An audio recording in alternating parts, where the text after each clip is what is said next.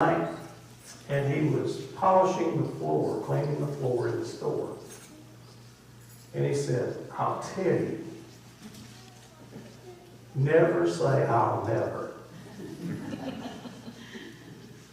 He said, because when I was in high school, I was working in a grocery store, and the one job I hated the most was running in floor cleaners. I hated cleaning floors. And when I left there and went to work at another place, I said, I'll never clean floors again. And he says, here I am doing this. He said, so I advise you, it's much better to say, if given a choice, I won't do this again. But sometimes you don't. And that's the same thing here. They're trying to trap in his own words. Get him to say something that they can use to bring, because we know they're looking for the opportunity to condemn Jesus, turn the crowd against him. And they're hoping maybe, they can stir this up, because there have been other, prophets or supposed prophets who call themselves Messiah, will come in and they want to throw the Roman authorities out. But, Jesus hasn't been that way. And then you notice, they didn't go themselves. They sent their followers and the Herodians. Now, the Herodians are the supporters of Herod. That would be like sending the Republicans and Democrats together to confront somebody. Two groups of people who don't get along have joined common cause to do something.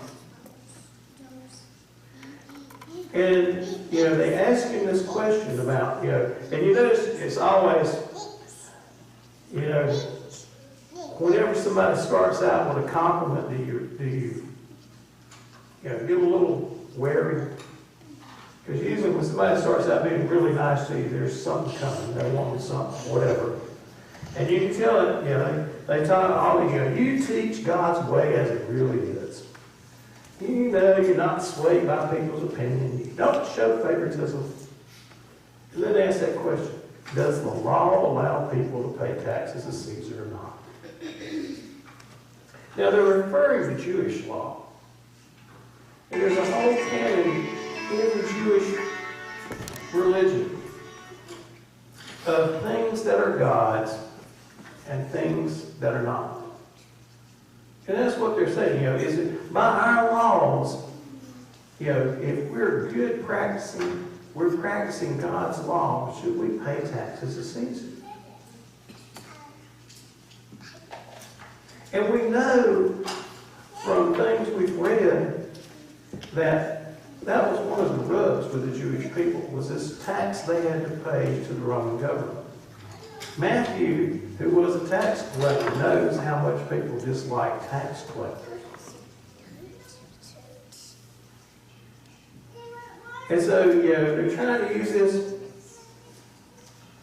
to trap him. Get him to say something they can use against him. So we're going to pick up verse 18. Knowing their evil motives, Jesus replied, why do you test me, you hypocrites? Show me the coin used to pay the tax. And they brought him a denarius. Whose image and inscription is this? He asked. Caesar's, they replied. Then he said, give to Caesar what belongs to Caesar, and to God what belongs to God. And when they heard this, they were astonished, and they departed.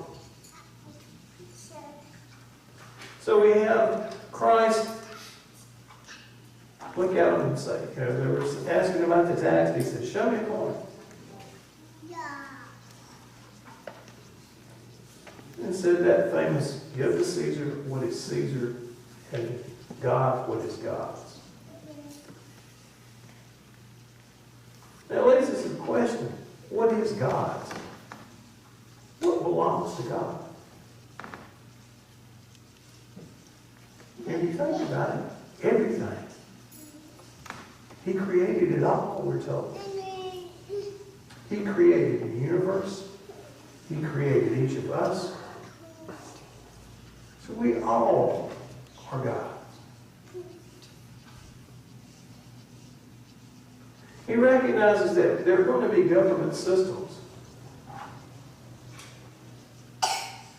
But if we really treat each other like we recognize the value we have,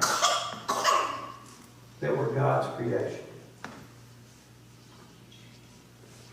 One of the most troubling things about this conflict in the Middle East is hearing some of the things you hear said in the discussion about this.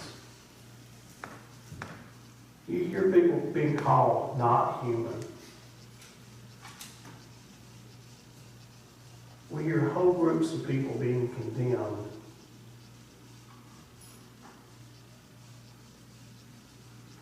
And that should trouble us because they're all God's creation. That's not saying horrible things weren't committed by individuals. And those who committed atrocities should be held accountable. God's going to hold them accountable.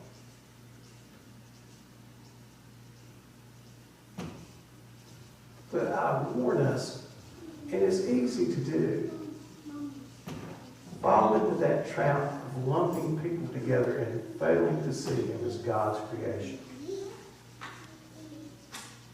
As hard as it is, those are words of Christ.